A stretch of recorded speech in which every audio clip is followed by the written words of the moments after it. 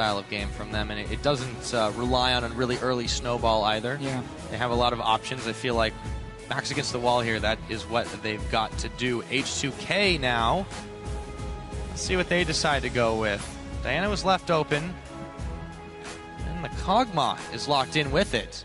So a Kog'Maw without the Lulu. Won't see no Juggermaw, but they can still protect him. And no Janna either, so H2K is running a bit of a strange setup in the sense you have Annie, Sign, Diana who's going to dive in onto the Jinx in these team fights here, while Yarnan only has Oramna really to peel for him.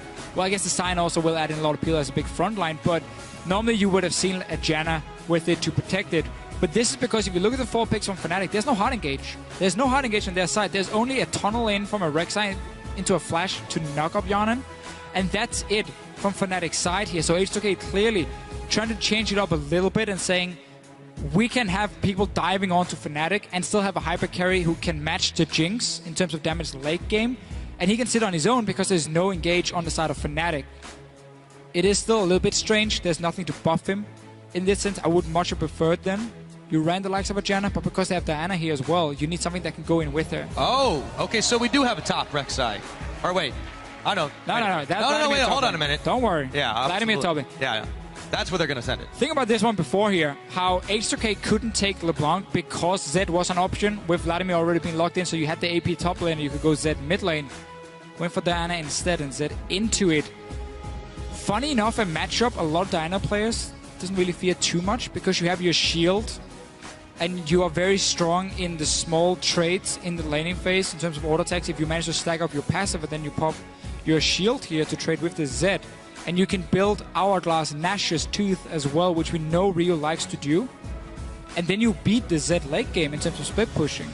So we're going to have to see here what Faberman can do. Early on in the lane, I also give it to him, and I think he should be able to control the lane at least. You got the Rek'Sai as well, where Lulix is on the fairly slow Gragas.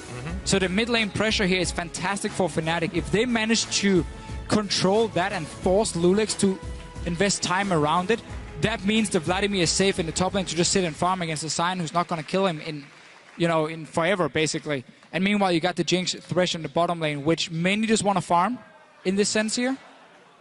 And then it's going to be about what can Huni do on a Vladimir suddenly compared to a Lee Sin. I mean, we're talking very different picks. We will see. But why don't you guys at home let us know if the favors change in this must-win game for Fnatic? Come on! Tweet us at LML Esports with H2K win or FNC win. We're going to check that one out in just a minute. The crowd has not stopped this hype. And here we go, on to the Rift. H2K 2-1 over Fnatic. And if we really take a look at Fnatic's comp here, there's no tank from them. You're running Rek'Sai, one of the junglers left, which obviously benefits from her early aggression. Needs to snowball as a jungler, or she gets outskilled by these Cinderhulk junglers like a Gragas in terms of team fights. You have the Vladimir, who's going to go for Outlast, who's going to go somewhat tanky in that sense. He might not even go Outlast in this game here. There's quite a lot of magic damage from H2K, but we typically see it. So you're not a massive tank there either. And the only protection there is for him is Yellow Star for Steelback as his Jinx. So late game, H2K has so much to dive onto him and so little to protect him from Fnatic. That's very, very scary. He runs right into Odoamne here and Lulex as well. He's going to be in some serious trouble. He's going to pool immediately, level 1ing that one, and Rainover runs in. I want to force him to flash. Run in interference, and yes, Huni's going to have to pop his flash. Not the greatest way to start your game. Look at Huni on the player camp here. Not happy about that one. Not the same player we've seen all split long as in this series here against H2K. Anyhow, again, the comp on Fnatic, in order for Faberman to be useful, he has to win his laning phase. Otherwise, the Diana can't beat him late game in split push. So he's not going to offer anything there. And in terms of late game team fights, while there's not a whole lot of protection for Yarnan, the QSS will stop Faberman from killing him. And then suddenly you lose your purpose as a Zed. If you cannot split push and win that way, if you cannot dive the backline either, you don't offer a whole lot. And again, there's so little protection for Steelback. If H2K gets a good lead and gets these two tanks rolling, they're going to make it impossible for Steelback to do anything. So, mid lane matchup as well. Diana can start club 5. Zed will always go for the long sort of 3 potions. And then we just see these early trades here where this is so good for Diana because she can keep getting these hits on the minions, so she stacks up her passive. And then she simply just sits on it and says, okay, you want to come trade with me? I'm going to smack you in the face with my passive every single time. Do a lot of damage on it. Obviously, she's less mobile, which means you can't gank her, which is what we're going to have to see from Raynova. He has to be so active on this Rek'Sai to snowball Fnatic in this early game. Otherwise, because they're not running double tank, they can struggle late in that game. Let's take a look at how the top's going. He's already still taking some damage. Odoamne got that level 2, of course, after clearing the Wolf camp. On style. I'm really curious to see how this one goes. He started with the boots. Boots and pots, I believe it's referred to. Boots and pots, it is indeed. Well, Odoamne can push the lane in the early levels where Vladimir doesn't have enough damage to really push it back. Obviously, Vladimir scales so well. You can see it changing already, though, obviously. Well, Vladimir scales so well with his levels. You gotta get that level 9 for rank 5 of your Q, lower the cooldown and everything, and the sustain you're gonna offer from it. But it's not a lane where Odoamne is gonna be able to do a whole lot in terms of, like, there's no kill pressure really. It's gonna be a bit of a farm fest for him. And we're going to have to see what the junglers are going to do instead. We talked about how Raynova has to focus on the mid lane. It's a good way of shutting down Diana. And if Diana falls behind, it's so hard for you to do well in fights. Because you dive in and you're too squishy, you don't have enough damage to really kill anyone. First gank might come in. Raynova is there, so is Lulex. Looking to collapse here. Febiven already making his escape, but Rhea may not be so lucky. Febiven coming right back on forward. Raynova a little bit low in this one, and they both decide to back it out. Close calls once again. Not as close as we may have seen last game, though. Yeah, flash blown from Lulex. He's at Gragas. You're not that strong in skirmish. You just offer a whole lot of CC here in the early stages of the game. Now, Raynova is not done. You can see in your minimap, he's staying around this mid lane. They want to try and shut down Ryu early. It is the game plan for them. If Vladimir sits on her own against the Zion, that's fine for them. Just let Huni pick up the farm he can. If Silbeck gets a farm lane against Yanin and Kissing on the bottom side as well, that's cool for Fnatic. In this sense, it's the mid lane that has to get the lead. Mid lane indeed. Takes the tool out. They have been at each other's throats down there, but I feel like it's going to be a couple more levels before it really starts to turn deadly. We haven't really talked about the bot lane too much. It's been pushing in H2K's favor. Raynova is going to start favoring it now. And he moves in, sets up the pink ward, makes sure he's not sighted. Yarnin. Oh, flash play and ignite from Yellowstar. That means Kasing and Yarnin could be in some trouble, but all that, the damage really wasn't there. But Kasing is now caught on a line who is also going to have to flash his way over the chopper, so they net themselves about 3 summoners for 2. Yeah, nice little gank from Fnatic, but also well played from H2K. You saw Yanin, he flashed into the minion wave, so the hook from the Yellowstar wouldn't land onto him.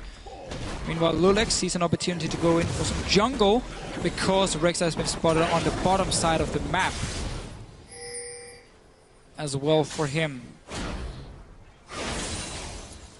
We'll keep talking about how this mid lane is the important one. Ryu has the wave in the perfect spot for him. He can't really be ganked this close to the lane. Febiven has to overextend a little bit to try and push it into the tower, and you still have a few potions left to sit there with your cloth armor. So he's always going to go for early arm guards once he goes back to base. Lulex now spotted on the top side. Not a whole lot of kill pressure for him in any lane, honestly, on this Gragas. He should just focus on farming early on here, where Reno is the one who has to make the plays. He might be able to pull it off here. Gets pushed back, though, by Kasing, and there is a stun up as well. Raynova actually quite low, and he has to back away. So once again, H2K fended off this attempt. Lulex continuing to roll through his own jungle. Raynova wants to take it back as soon as he clears this one. And the reason Raynova is ganking the bottom lane at the moment is because the mid lane was stuck outside, just outside the tower of Ryu. So there was no ganking opportunity for him there. And therefore had to look elsewhere. And he knows he has to make plays on the Rek'Sai, obviously. And he's been doing it. 3 ganks already, forced quite a few summoners. Just hasn't been able to pull it off completely and get a kill. Lulex keeps looking for something in his top lane against Huni on this Vladimir. Diving is going to be fairly risky. Yep. All in, though, in the mid lane. Yep, Febiven throws down the death mark, moves in on Ryu, but he doesn't have enough damage to polish him off. Meanwhile, Lulex is going to go ahead and back to base. Notice how Fabian wasn't going purely for the kill here. He didn't pop any summoners to try and see how low he could get Rio. Instead, he ulted him to force him back to base, where Rio can now push in the wave beforehand and deny some farm from Rio here. That's why Fabian went for the all-in and didn't use any summoners. Just wanted to force him back to base. Try and control the pace and control the back timings in this mid lane here. Rio will lose just 1 minion. He should be able to return for this cannon here. So not losing a whole lot, and he can now try and push it back the other way and see if he can deny anything from Fabian. Obviously Cutlass as well on the Z here, so you need that for your all-in potential. Always better than Brutalizer when it comes to all-in because of the 100 magic damage you get, and also the lifesteal is super good for you when you have all these traits for farm. Yeah, you could say the same thing about Huni, although it's spell vamp for him. He has been pushed pretty far back on farm up in that top side. He's going to be uncontested for just a moment. But back in mid, yeah, Febiven, he's going to be the one trying to push back this wave now. And seems like it's going to be this way for a little while unless they check into a brush. H2K hanging 3 members deep here, hoping that Febiven starts to wonder, well, Ryu's already back, so. I really wish Lulix was just sitting and farming. Your lanes have done a fantastic job avoid dying. Yet you're still behind, even though you haven't pulled off any ganks anywhere. You had the one in mid lane, which was counter gank, you had to flash away. You're sitting 20 CS at the moment, 10 CS behind the Rek'Sai. You're gonna outscale her anyway. Work around vision as a jungler then, and sit and farm, and just try and secure your lanes by placing down a few wards so you spot the Rek'Sai. And otherwise, let them play the game they're playing right now. Yannick Kasing has to be very careful though, they cannot overextend here. Greyseeker hits Kasing in the back. Yarnin goes down the ooze, gets caught by the hook. They won't be able to take him in. And once again, H2K do a very good job disengaging. And they're just wasting Reignover's time, who still can just go back and farm though, because Lulix is once again looking for a gank. He's not even level 6 on this Gragas. You want to play like this, pick Nidalee. Yeah, I was a little bit curious here. Has been a bit of misfiring, I think, on all sides. Huni's still having a rough time dealing with Otawamne. Kept up in levels at the very least. And he's got his sustain from the Hextech Revolver. Yeah, Otawamne's really been controlling the lane so well, always pushing it in, denying farm from Huni, who's clearly missed quite a lot of CS on the tower as well. But it is one of these lanes. Oh, wow, he stole it.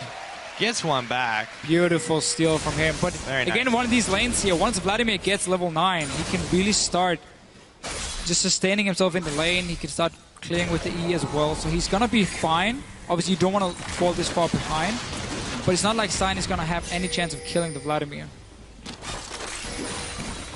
No, but he can definitely keep him from farming up for quite a while. So as you mentioned earlier, really no kill pressure lane. But nonetheless, a lane that is going to be a little bit difficult for Huni. And he's definitely not had the greatest best of 5 as he could have so far.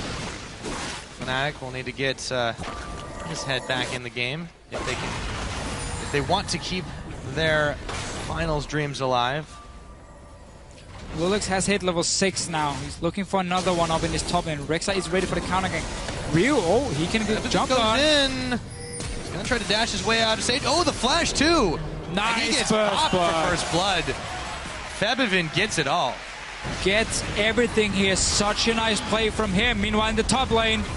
Oh, to Wamne. There's the Hemo Plague on him as Reignover helps out Huni. Still not enough damage. Huni going really, really low. Lulix coming in for the counter gank. Will he have enough, however? Reignover pops up. Barrel's going to slow him down. The body slam not going to connect thanks to the flash, but they forced the use of it. H2K should be okay with that one. Yeah. Really, really big plays from Fabian in the mid lane. We know Zed is fantastic for him among nearly every single assassin in the game. But him getting this kill is so important. We've said it time and time again. He's the guy who needs to snowball in this matchup here. He needs to be so much stronger than that compared to Ryu, that simply there's no fight to be taken in a split push. And then suddenly the Zed can start dictating the pace of the map because he can push down the waves. He can then roam between the lanes, go for potential dives, or even keep killing Ryu in the one-on-ones. So this is such an important pick for Fnatic. And off to a great start. Winning in farm, you now have Brutalize. You're going to go for that last Whisper as well. super fed on Zed already. The CS advantage coupled with that kill is definitely going to make it hard for Ryu to trade out. Forget he was able to snipe the blue buff away too, so already frustrating Ryu in this game. Picks up his own now as he gets ready to head back to lane. No dragons have really been eyeballed. It's been about 12 minutes into the game. Another low kill score so far, but H2K, they want this pace. However, they are falling further and further behind in this time around. Yeah, that's the thing. Fnatic obviously need items on the Zed first before they can start split pushing with him or roaming between the lanes, and that's what they're waiting for. And then we can see Fibrin start simply moving around the map after here, as long as they're doing fine in the other side lanes. Huni is still a little bit too far behind his bot lane, but they're trying another down. There's the Tibbers as well. Kasing and Yarnin both run on to the Flame Chompers as Odoamne teleports in to try and push them all back. He's tanking up all the tower damage. And no one will go down there, but it was a close call once again. Yeah, TP blown now. Huni didn't have his, he'd used it back to base beforehand. H2K looking to get this tower down instead. It's what they always like to do around this 12-13 minute mark. You simply make a power play, you invest more members than Fnatic has to defend it, and you just destroy the tower. Now they can either go for a dragon after, or they can decide to reset the whole thing and swap Yana and Kasing to the top side and play against Huni here to get pressure on that tower, and that's how you start aiming for them. But this mid lane is such a big problem. After that kill, Rio's just falling even further behind. Let's see what happens here. Odoamne is going to get juked. Yeah, big time. And the rest of Fnatic are there, so H2K don't take either option. Odoamne could be in some trouble. He's going to be able to walk away. Lulix may not be quite so fortunate as Huni polishes off a tower in the top. So even though H2K were able to get the tower take there, Fnatic answer back, and now they're in the position to start the dragon. Yeah, should be able to pick it up. 2 guys recalling from H2K here. 3 guys now. This is going to be a dragon for Fnatic. They got the top tower as well, and nobody died. So they trade towers and pick up a dragon. Definitely in favor of them. Also, look at the wave on the bottom lane. That's going to be pushing up, I believe, towards H2K. So that's a wave Odoamne can pick up. And now we see the move from Yarnin and Kasing, swapping up the lanes a little bit, moving mid instead. There's also what you do sometimes if you fear for your AD carry that he's going to get ganked and killed, or he's going to get in like a one-on-one situation against the Zed, then you put him mid lane with his support, and that's a very short lane, so it's easy for you to come down or back down to your own tower, and you can safely sit and farm, or you don't have to worry about being stuck in a side lane and suddenly killed by an assassin who comes in. So that's basically what H2K is doing, and trying to get some pressure on this mid tower at the same time. They'll be able to do it. Sing this time barely left Yarnin alone. Small wonder with the Kog'Maw, but it does somewhat hinder what we'd seen him doing a lot during the regular split, which was attempting to roam around a lot on this Annie. And H2K, they've definitely changed up their playstyle to adapt to what Fnatic does. I mean, this is one of the reasons why they've been in this situation, despite the first game being anything but ordinary. Yeah, they're in a good situation overall, even if this game, in this lead, is still Fnatic's. They have to deal with the Zed, though. Yeah, no matter what happens here in this series, in this game, these two teams are just fantastic stories, honestly. Fnatic losing 4 members, only Yellow Stars stayed. Completely new team, a lot of rookies coming in. I mean, Huni was straight out of solo queue in Korea, was on the practice team of Samsung. And that was it, never played OGN or anything. Into the LCS with him, they got Raynova, could be a bit of a translator for him. And then H2K on their side, I mean, Ryu itself, the guy who struggled in Europe to do anything because he simply couldn't communicate properly. And I saw an interview with Prolly where he talked about how Kasing joining was fantastic for the team because Kasing offered so much communication that made it easier for everyone else to play because they didn't have to worry too much about timers and everything because that was Kasing's job. And then the second big thing for them was that Ryu just got better and better at communicating. He got to learn the phrases and the terms you use in the game. And that suddenly allowed him also to become a bit of a shot caller. He used to be one of the main shot callers for KT Bullets when he played in Korea. Now that he can communicate properly, he can make some calls, he can make some plays, and he's super, super smart, and that's helped H2K, together with Kasing joining. Suddenly everyone just got to the next level in terms of the shot calling for them, which is what they've been playing around so well the last few weeks. Right, and it is really, really interesting when you see the trajectories of the two. You know, one team coming out of the Challenger Series managing to, get as far as they have and on the cusp of making a finals appearance in their debut split.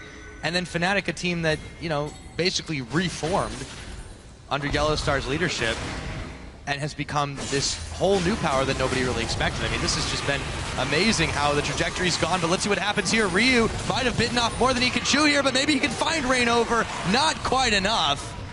And Reignover is able to meanwhile, get though, that one. Here's the thing. H2K has 3 guys in the mid lane, so they're going to push in on these towers. Lulek's getting caught. Tower's down, though. Lulek's trying to away the rocket.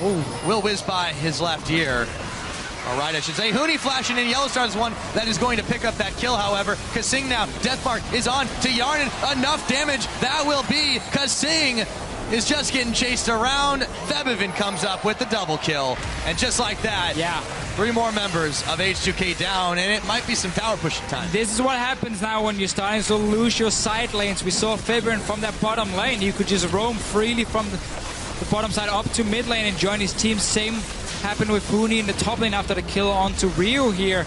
H2K is suddenly collapsing, and the entire map is now open. You got a 3-0 Z that nobody can do anything against. Meanwhile, even Huni gets a few, because this is such a good setup by Yellowstar and Steelback. Yes, they lose the tower, but by getting Lulek so low, it's super easy. Look at the minimap now. Huni roam from top lane, and then Fibrin roaming from the bottom lane.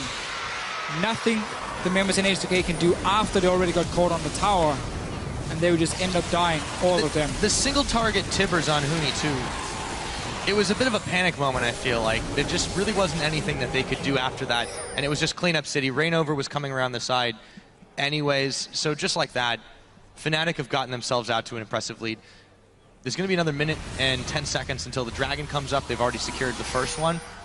But if Fnatic can keep forcing H2K to start fights, whether they're disadvantageous or not, I feel like they can definitely outplay thanks to Febib and Zed right now. Oh, for sure. The rest of the members have been positioned quite well. Fnatic should just stick to 1-3-1. The Sign is never going to be able to do anything against Zed. It's just a matter of time before Fabin might even be able to jump onto Odoamne and kill him. And then that bot lane tower is suddenly open. Otherwise, you force Sign to sit back and defend his own tower, and you just keep roaming like Fabin is doing now. He gets another pick. Another death mark on to Kasing. This time, the Tibbers lands on him. Febivin shadow steps back. Yarnan, though, is going to be the target. The rocket won't hit him. Meanwhile, a shutdown goes over to Odoamne as he picks off Febivin. Huni is going to finish off Yarnan, however. Steelback trying to move away the Acathian surprise. A ton of damage there, and a double kill comes in for Odoamne. The fight's going haywire. It's been a 2-for-2 so far, with a double kill onto Huni, looking for even more, but Ryu wasn't finished off there. And the Praise Seeker doesn't hit either. Misfires in all directions, but maybe they can pick off Odoamne finally. 3 members of Fnatic collapsing on him. The barrel comes out to push him away. Will it be enough to save Odoamne's life? Oh. No, it won't, because the hook comes in and he goes down. So Fnatic in the end here ends up winning the fight. It was a bit harder than expected, but we saw the same play. You push the 2 side lanes from Huni and Fibrin, and then you just roam before H2K to that mid lane here where the fights are starting. Fibrin coming in at first. Good stun from Kasing onto him here, stopping a lot of the damage and forcing him to go back. TP behind from Odoamne, but now, as you can see, Huni is about to join, and while they get a good pick on Fibrin, damage is running out for H2K. Yarnan ends up going down, another kill for the Vladimir. And we can see the playstyle from Fnatic and how hard it is for H2K to do anything, because they're not strong enough in the side lanes to stop them from just keep pushing them down, push on the minions, roam in mid. Now that being said, H2K were able to salvage some kills out of that situation. I feel like also they didn't lose as many members. It just seemed that Fnatic misprioritized where they were going. They didn't finish off exactly where they needed to, so Ryu made it out alive after that. But all the same, they secured themselves a dragon here. They're up several kills. They're up several thousand gold. And yeah, it really is. The side lane pressure is not working in H2K's favor until maybe now when Yarnan brings a big wave up there, Kasing at his back, but it looks like we could have a collapse on our hands. Steelback's there to try and push him away, but won't be able to in time. So what H2K did here is what you have to do if you're falling this far behind and you cannot team fight over objectives, is you trade. So when they go for Dragon, you push the top wave and you take that one down, because there's obviously not enough members to defend it, and that's exactly what H2K pulled off here. Problem is, look at your minimap once again. Huni and Fibrin is on their way, Picking a fight on the way as well. Oh, Lulex tries to knock him back. Ryu also very low. Febivin has turned his attention there, and now back to the top side. We'll see what can happen as the rocket isn't needed. Febivin comes with a pick, but he still gets a kill onto Ryu. Oh boy. Fnatic is getting everything. They're getting everything. H2K tried to do what they could do here and trade the tower for that dragon. Maybe try and get a second one on the bottom side. But all the kills are going over to Fnatic. They keep roaming around the map. It's all started with this Zed being so strong. Solo killing Ryu in the mid lane. As Dalo sitting and watching the game as well. We might go to game 5 here, Pyra. We very Unless well Fnatic might. manage to mess this one up, then we will go to Let's see what just happened, though. I mean, that was crazy. So, Odom is stuck in the bottom lane. There's only 4 guys from H2K here.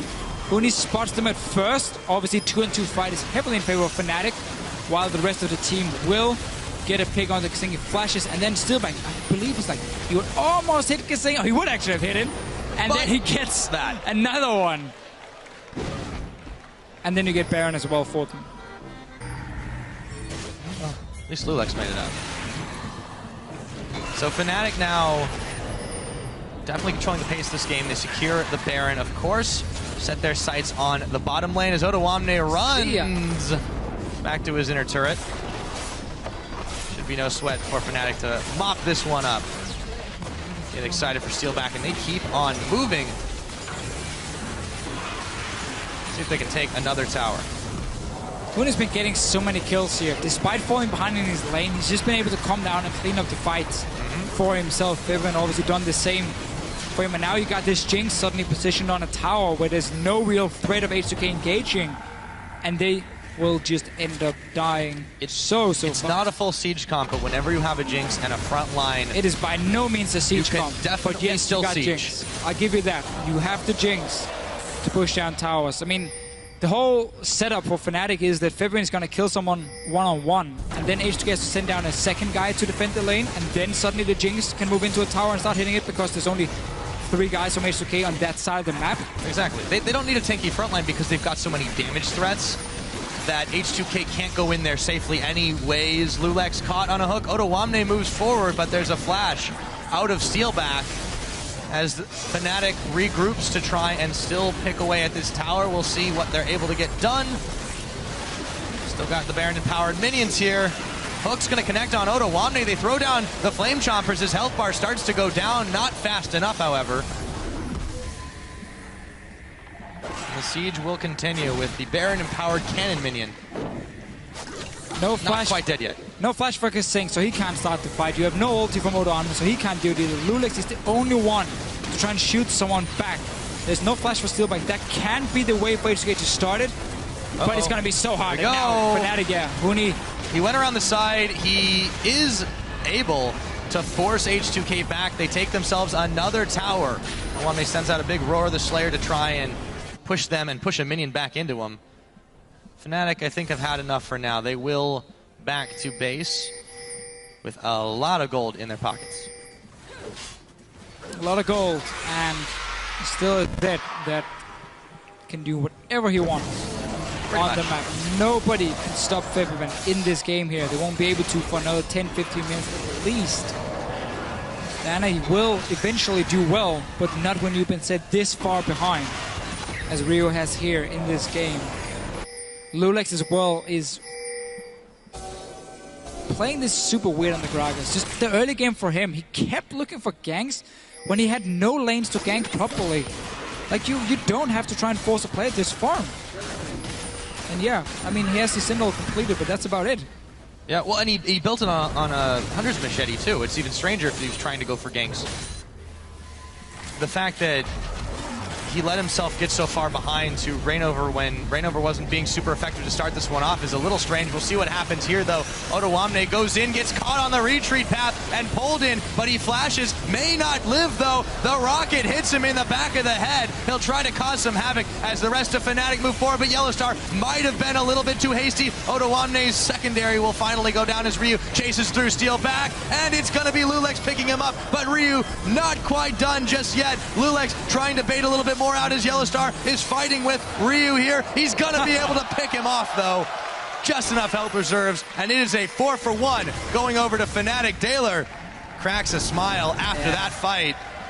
I would too. He's ready for game 5 now, and I think Fnatic has finally realized that Lee Sin top is not the way to go for them. Looking a lot better in this game here. Obviously, the entire early game has been in their favor, starting with Febiven being an absolute monster on this Zed. Still chasing Lulix. Run around for a while.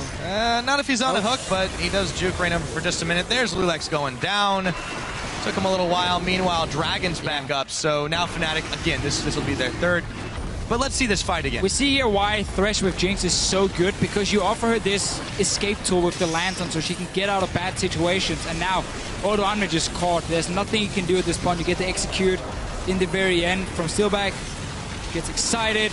And while Ryu can dive on and kill Steelback here, the rest of the team, I mean, if you look at the back here in H2K, they're just going to get destroyed by Febiven and Huni in the end. Even gets all the minions for himself. Farming while fighting. That's what you call multitasking, Deficio. Yeah, with that, they pick up another Dragon. That is their number 3. As Febiven has a little chuckle. They know. At least they suspect strongly that this is going to another game. 28.5 minutes in. Fnatic holding a massive edge over H2K. And really not a whole lot H2K can do at this point, because you need time. It's the only way of starting winning fights later is by getting tanky enough on the Gragas and the Sion, getting Yarnan obviously up to a point where he can become a hyper carry, and Fnatic's not going to give you that time. They can start setting up Barons, force you into a team fight there, give you over the Baron, and then suddenly your base is going to be open because you still can't do anything against the Zed. So H2K now has to start deciding, when do we just switch off and discuss what's going to happen in the last game? The all-important one. H2K will be on the red side, Fnatic will be on the blue side. And last time that happened, we had a Nunu first pick from them, from Fnatic side. We saw the Gragas again from Lulix. None of the first picks has been the big ones in this series here. Nobody has had to have one pick. Yarnan. It was super needed, and yeah. I think he was walking in to try and scrying up on the Baron. Now, Baron's still a few seconds away. It looks like that won't be for much longer. Fnatic immediately turned for it as they've scared H2K senseless. They only need 3 members here. They've got enough damage between Steelback and Reignover. Yellowstar is going to pull his way in as well. It's just starting to evaporate very quickly. They've got the split going from Febiven on the bottom side. Yeah, definitely H2K thinking about this next game more than anything else. We'll see how that one does go, but for now, it continues. They've got a Baron buff. Febiven actually cancels his back here. He still turns around because he sees many members of H2K coming up through the lane. Game was very even in the early game until Febiven got that 1 kill. That was really what started the whole snowball, because suddenly Fnatic were forcing plays in all the lanes, and with that play H2K made in the bottom side where they teleported down with Odo Amne to take the tower, Huni got a lot of farm, got a tower in the top lane as well from it, and suddenly these outer turrets just started falling, and H2K ran out of options and were forced into fights by Fnatic.